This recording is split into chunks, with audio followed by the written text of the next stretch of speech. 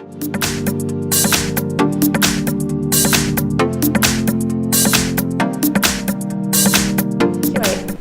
I have Sony Xperia L3 and let me show you how to enable test mode on the following device. So at the very beginning, open the phone manager because we will be entering the secret code, and the secret code is *pound 737 842 3 #*.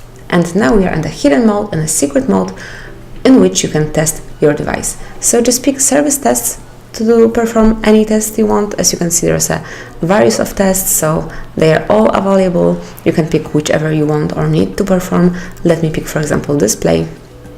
And if you will be clicking, you will notice that this Xperia is working properly. The display is working correctly, so if anything is going wrong, it's not Sony's fault. You can also test the touch, speaker, microphone, main camera, front camera, Bluetooth, GPS and all the others, also the compass. Let me show you also the main camera test.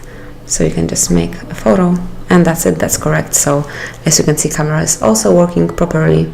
You can also check the real-time clock and all the others. So as you can see, it's quick and easy. So whenever you have any doubts, you can simply test your phone via entering this mode.